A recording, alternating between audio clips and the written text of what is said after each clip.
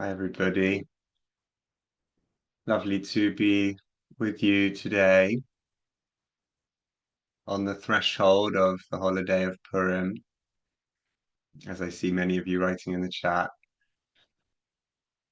So yeah, in Jewish mysticism, the day of Purim occupies a place of profound significance and one entryway into the contemplative meaning of this Chag, this festival that we are just about to begin, is through the phrase which is much celebrated, which comes towards the end of the book of Esther, the Megillah, v'nahafochu.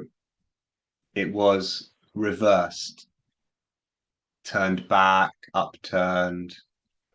The opposite happened, is what it means. And we see this in many ways in the Purim story. Esther rises from being orphaned to being the queen of Persia.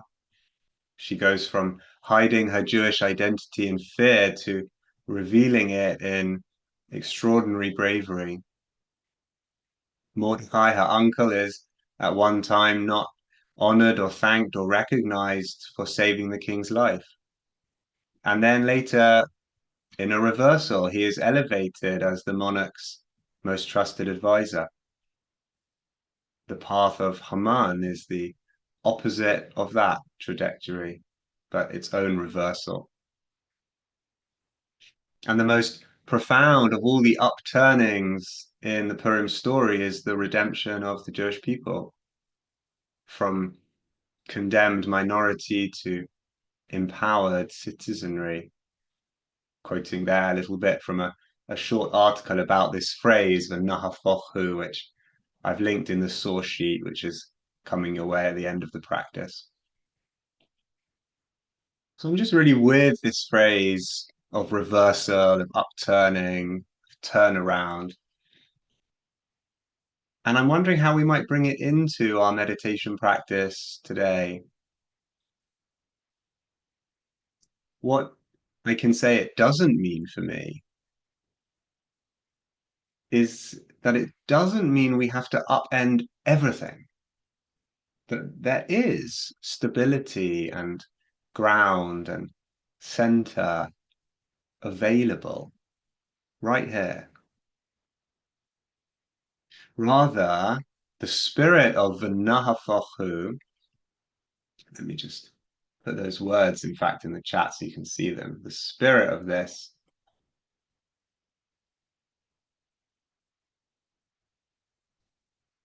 There's the Hebrew. And in the transliteration,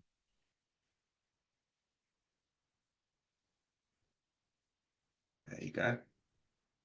The spirit of this Purim refrain isn't that we have to upend everything, but just that things can change.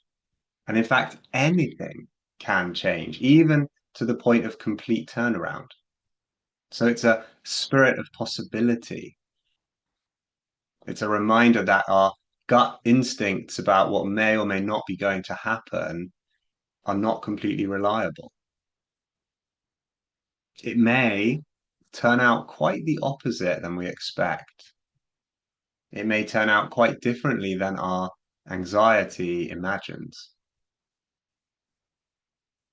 As a recent example, about 5 years ago, I was in the first year or so of teaching meditation as my full-time work, and I gave a mindfulness workshop to a group of school teachers. And afterwards, as I was reflecting on the workshop, I became gripped by this sense that I'd said something very unskillful in response to someone. A certain kind of story took shape in my mind about what I'd said and what the impact might be and what would happen next. And the details are really fairly minor, but it weighed on me disproportionately for some time. And I practiced and I related to it as lovingly as I could, and I learned from it. But then just recently, and so I moved to share it with you, someone from the workshop happened to be in touch with me about something else. And they mentioned in passing that that particular workshop, the one that I'd been ruminating on a lot, had in fact been very beneficial for a number of people there. It was really remarkable, as our great commentator Rashi says, Bimkom Hamaka, in the place of the hurt, right where there was tenderness and doubt, there was a reversal. There was more to the story, more which was really the opposite of what I've been telling myself. So we don't have to use this Purim spirit of possibility to upend what feels stable and steady. We can enjoy the steadiness and stability that is here and rest in it. And alongside that, we can also ask ourselves where, in what areas of my life or my experience right now, where will it benefit me to remember and feel the spirit of reversal, the lightness that the very possibility of turnaround can bring for Nahafochu. So I invite you to bring this into practice together now. And as I do that, I'm just adjusting my posture, adjusting my head or my neck, shoulders, letting the body know that we're moving into meditation, shifting my bottom on the cushion I'm sitting on, inviting you to do something similar. Maybe the eyes close, maybe they come away from the screen, resting somewhere fairly neutral, softly.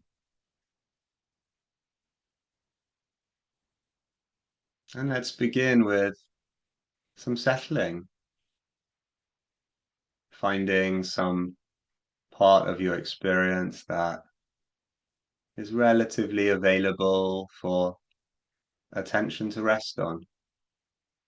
The fingers touching one another, or the feet touching the floor, or the arms on the thighs, or the back of the neck, or the movement of the breath, or something else. Just choosing something. Zot, this is what I'll give attention to for a few minutes.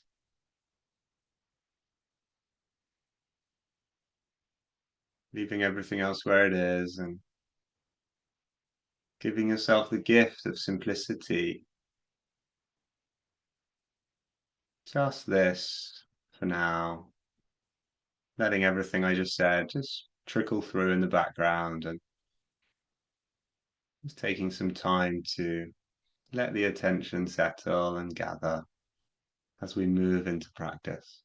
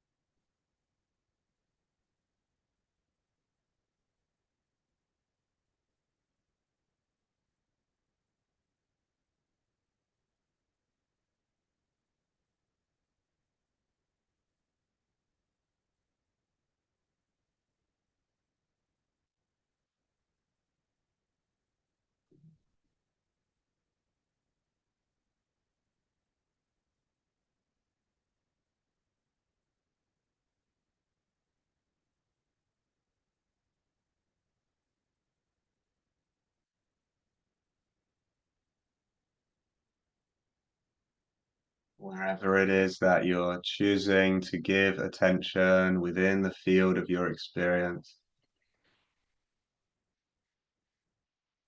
observing, allowing, and returning. Observing what's here, allowing it to be as it is, not having to make it something else, and returning, after each inevitable wandering of attention.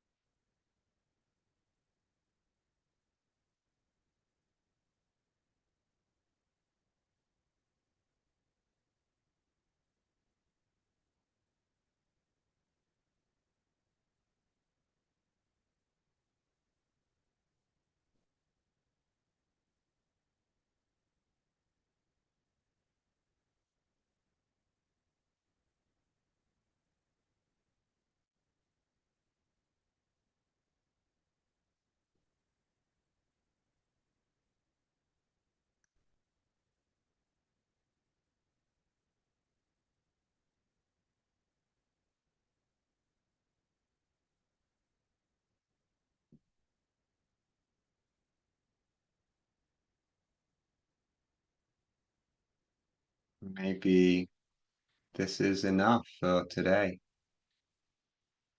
Just to pause before Purim is here, to turn to and absorb what is even fractionally grounding. Maybe that's enough, and if so, great. You can just keep doing that. That's plenty.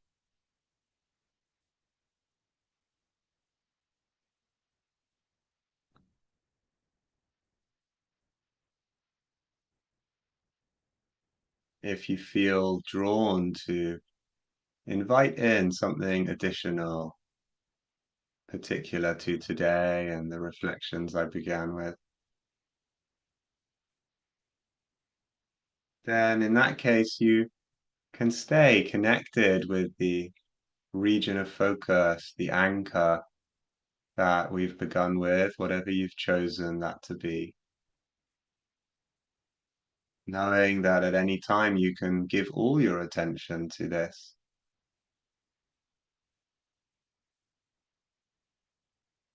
But you might try out inviting in something of the flavor of the nahafochu. You don't have to be heavy with it.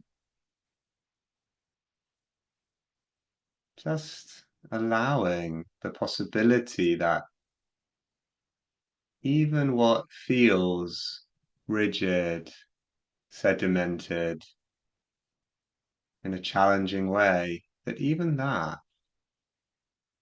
even this, could become otherwise, just as it did for our ancestors 2,400 years ago.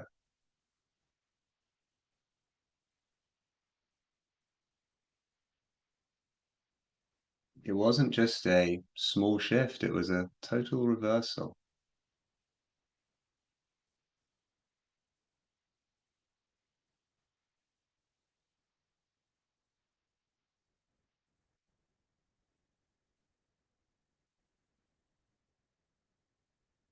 How is it to sit in practice with this tincture, this kind of essence, a kind of balm?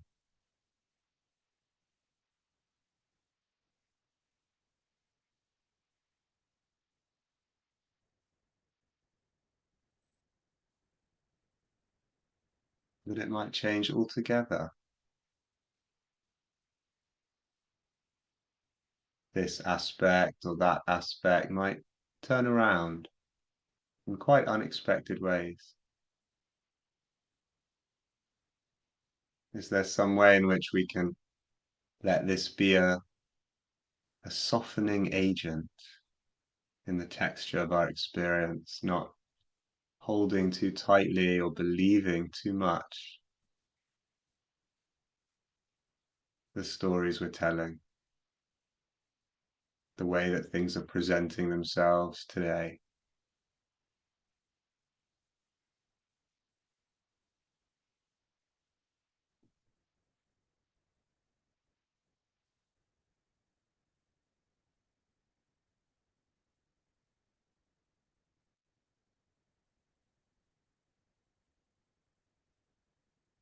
So you can see for yourself, where is it helpful to apply this softening agent of endless possibility?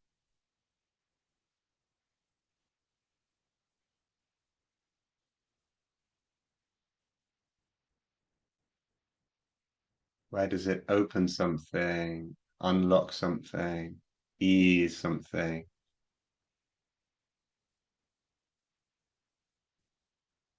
to remember that it might turn out quite differently?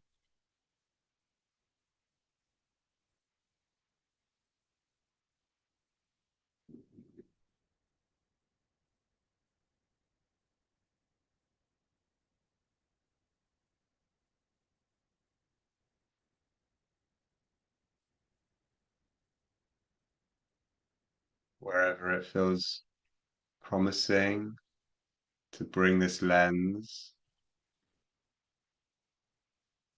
offering it here.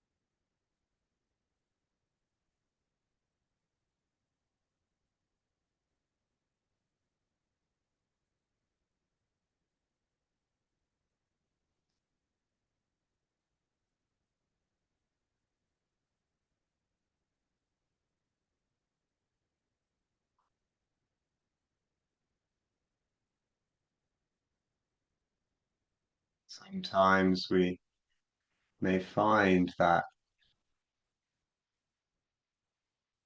the space of possibility, the softening this can bring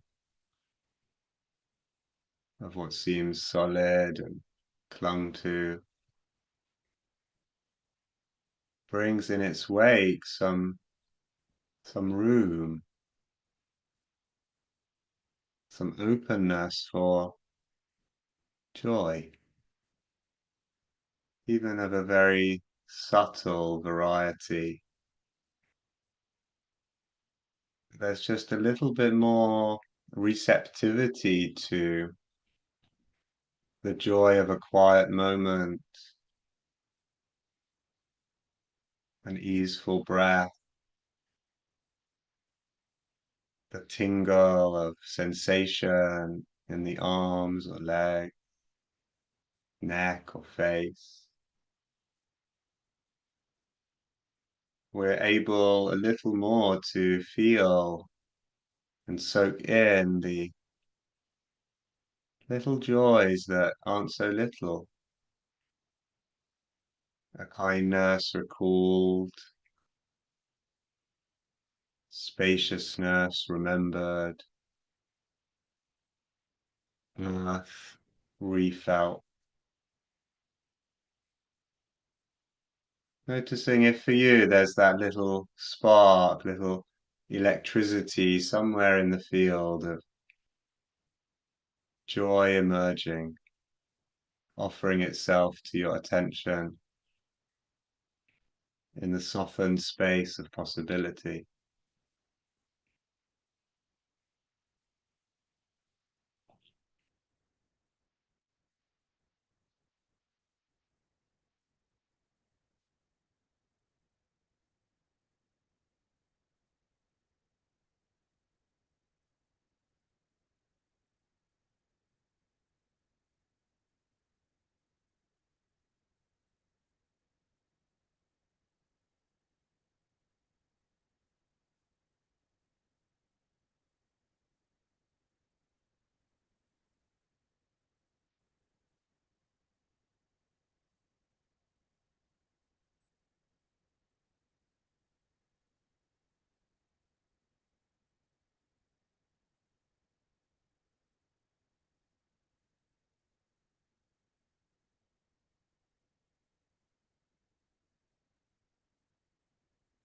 And if there is some texture of joy available in the mix,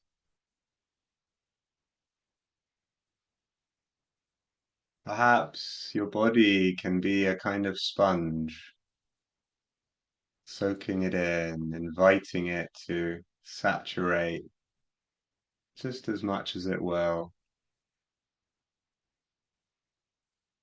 leaving the space open for it to permeate, suffuse.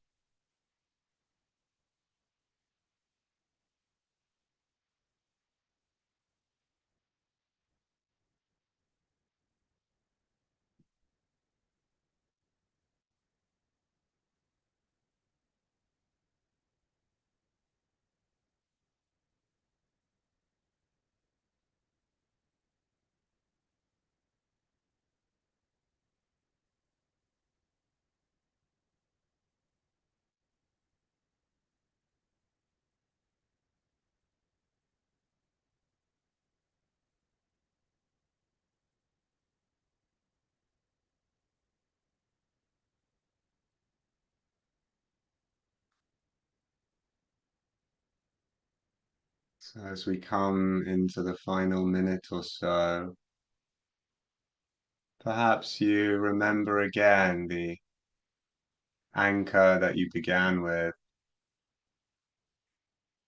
the contact of the body with what you're sitting on, the hands, the feet, the breath, whatever it was that you were giving attention to at the beginning, perhaps coming back here, inviting attention to rest here for a few more moments.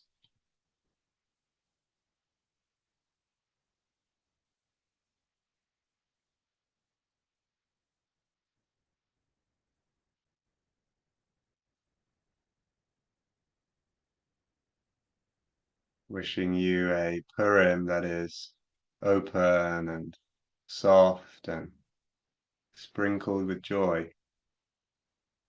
Chag Sameach, friends. Thank you.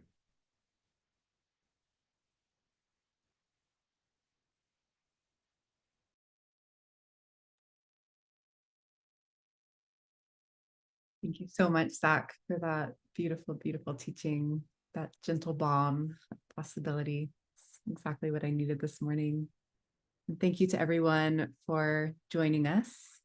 We will have an opportunity now to recite the Mourner's Kaddish. So if there's anyone who is observing a yahrzeit in memory of an anniversary of a loved one's passing or in a period of mourning, you can share the name of the person who you are remembering and honoring today in the chat box, and you're welcome to rise in body or spirit as we recite the Mourner's Kaddish.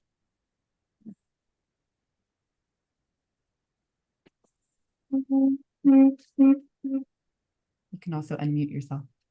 Yitzgadal, Avi Yikada, Gadal Shemei Rabba Rabba, Halom, Adibrak, Turkey Beyond Imam Lifnach Yefon, Yevon Yom Echon Beit Yisrael Aman Hagri B'Ru Amen Yehi Rabba Mevorach Le'olam Lomei Yitbarach Yitbach Yitbar B'Aman Yitgadar Yitalev Yitshah Ela Nimkom Chata V'Tirata Chata V'Nechama V'Imran V'Yama V'Imru Ish Lama Rabba Mishmaya V'Yim Yisrael Shalom B'Ramav Shalom Bimama, Alenu V'Yavod Yisrael V'Yavod Yisrael V'Imru Amen. Amen. So thank you so much again to everyone for joining us for today's daily meditation. And for all who are leaving now, we wish you good health and shalom and Chag Purim Sameach, happy Purim. For all who are celebrating, we hope to see you again tomorrow at the same time on Purim Day. And we will transition now into a 15-minute period for Q&A. So anyone who would like to is welcome to stay on and ask Zac any questions about his teaching and practice today, or share your reflection on what came up for you in your practice. And you can ask a question or share a reflection by typing it into the chat box and just preempt it with the word question in all caps so that we can make sure to see it. So Zac, just to get the conversation started again, I just really want to thank you for that beautiful teaching. One line you said moved me so deeply. You described this quality of opening to not knowing, as a gentle balm of infinite possibility.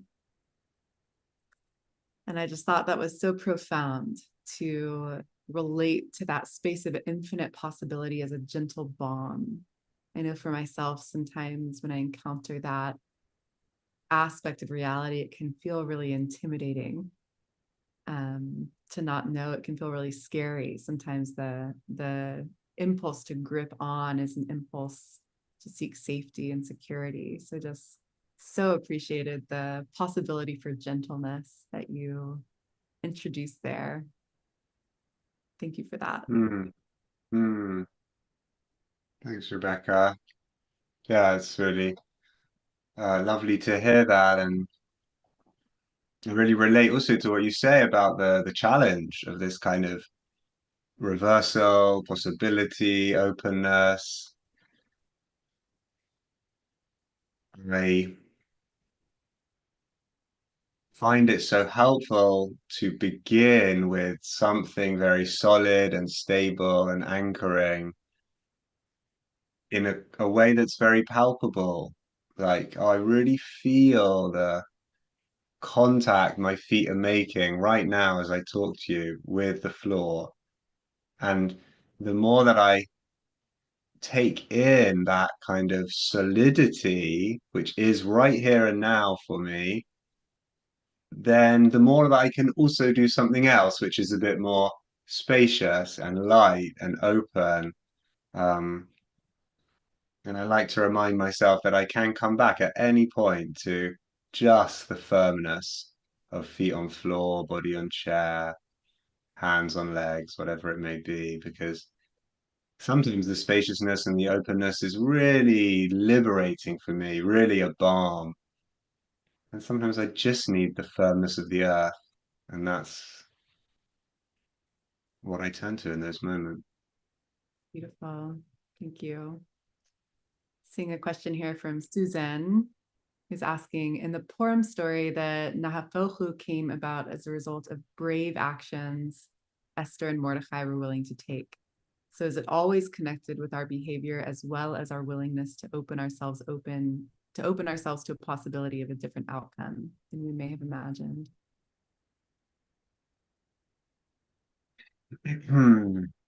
Just reading this through. Thank you, Susan, for the powerful question. Yeah, I think the question of effort is really a profound one in life, in spiritual practice. How much are we doing something, and how much are we opening ourselves up to receive something? It seems like a kind of never-ending question in my own experience. Like I can't find a formula that's always true. It's just like, what's called for now? And sometimes it's, yeah, I've got to do something, as Esther did, as Mordecai did.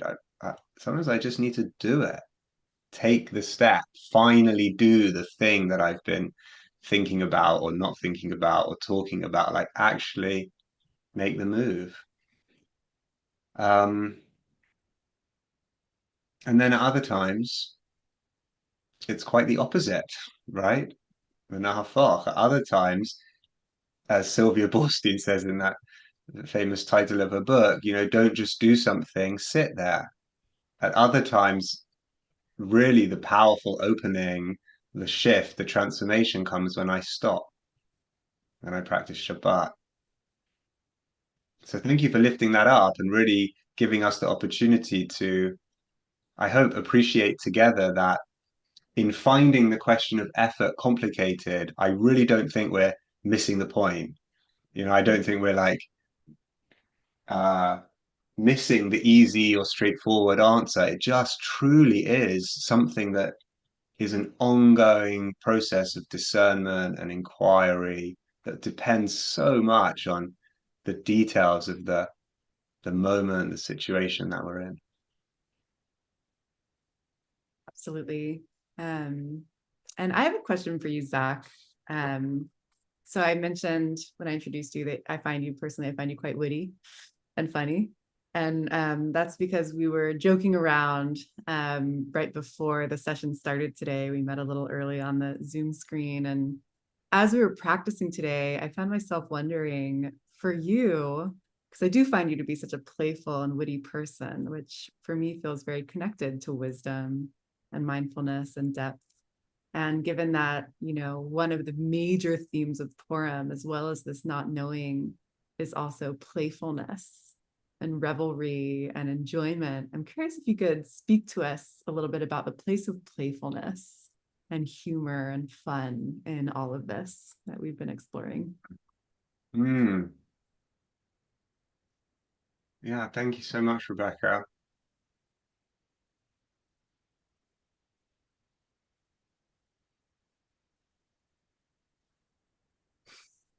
I suppose, connecting it to this theme of like opening and softening, and when we're holding on very tightly in our bodies, in our minds, it's like, oh, everything's so serious, it all is so terribly grave that there's just no space to be silly, to play. Um, there's a kind of fear dominating that I've got to get it right, I mustn't get it wrong, I can't spend any time lightly. And as we open more and more to this profound mystical teaching of Purim that, you know, a lot is beyond our knowledge, beyond our gift. We're seeing from our own perspective, not from the perspective of everywhere, from the perspective of always. So there's a kind of like, well, I don't really know, right? As we say in Purim, "Ad lo yada," until we're not sure anymore. And so then there's a kind of like release of the strain to get it right, because not because we don't care, but because we see that, well, even when we do strain, even when we tell ourselves we've got all the answers, we're just telling ourselves that. And in the space that that opens up, what's left isn't getting it right or wrong. I'm never going to know that really, you know? What's left is just that we're here. And that's quite miraculous and wonderful. And there's a huge amount of love that I feel for this mysterious experience that we're all in. And so it's like, well, let's just dance. Let's just play. Let's just revel in. I'm not even sure what we're reveling in, but there's something going on here. And it's pretty cool and pretty challenging and pretty all sorts of things. And whew, let's just do it. So yeah, it's kind of like the playfulness emerges through the mystery for me. Once I stop trying to work it out, get it right, there's still something left, which is this. And it makes me want to play. Thank you. So beautiful. Um, yeah, just so true. We spend so much time trying to get it right and trying to be good. And that is also such a huge part of Judaism and our values and intentions and practice. And what a relief and what an opportunity for catharsis and just movement of energy also to have this time to really, really let it go, as you're saying. Thank you for that. Let's see, we have some comments and questions here. Ruth is asking, so humor takes flexibility and vulnerability. Mm. Mm. Yeah, thank you, Ruth, for naming vulnerability. And I'm willing to open, soften. There's a kind of risk there, isn't there? Something might come and poke me, hurt me. And there's enormous courage in doing that, and also discernment, you know, when is the right time to open and soften, and when is the right time to really be firm? In safe and supported ways, my prayer is that we all have opportunities to try, play with that kind of vulnerability that says, you know what, I think it's worth it. The risk of hurt might be worth the blessings of opening and connecting and playing. Yeah. And the kind of safety that is required also to really soften and open like that. Which is a big part of this as well. And related also to this question from Lori, who says, I struggle with the Purim story in that it was hardcore strategizing, deceiving, then hurting others and rejoicing in the aftermath, which seems anathema to peaceful opening and faith in God to shift. I know action is often required, but how do we make peace with hurting others to gain our own sense of safety? Sorry to be a Purim buzzkill here. You're not a Purim buzzkill, Laura. These are very important questions, parts of the story. Zach, do you have thoughts on that? Mm. No, I really appreciate the question, Laurie. Thank you for just also giving us the chance to linger together with the fact that Torah, tradition is often very difficult. It's often very challenging. You know, you read the Torah and some of it is it's really oh hard to hear. And the truth is I don't know. You know, I don't know what is required in situations that I haven't been in. Um, I don't know what is possible or could have been different. So my practice really is to allow the mystery of what is more than I can understand. Was the pain necessary? Was the suffering necessary? Even those that have done wicked things, did they have to suffer? They do in the Purim story, certainly. The phrase "v'nahafochu" is related exactly to the overpowering of enemies. How does that sit? Because I don't insist on understanding it all, I'm able to just take the inspiration that is available. What speaks to me in my situation in this? And there's something in the eternality of reversal that really helps me, even though there's also a lot that is harder for me to make sense of. And I do allow myself that, not to have to agree with it all or understand it all or defend it all word for word. That's not something I'm able to do. So I'm really with you there. Thank you, Zach. Yeah, it feels like it's also part of that not knowing. I loved how you said that, that you also, it's like you give yourself that grace also to not have to understand all of it. And thanks also for just kind of bringing us back, right back to mindfulness practice.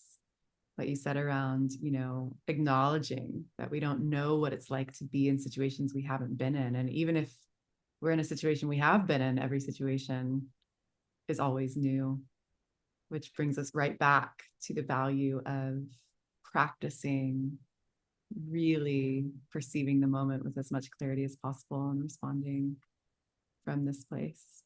So beautiful note to end on. Thank you so much again, Zach, for sharing your presence and your wisdom with us today, and just for all of this wonderful inspiration as we go into Purim tonight. Thank you again to everyone for being here, and wishing to everyone a happy Purim in whatever way you are choosing to open yourself to this holiday this year. Hope to see you tomorrow.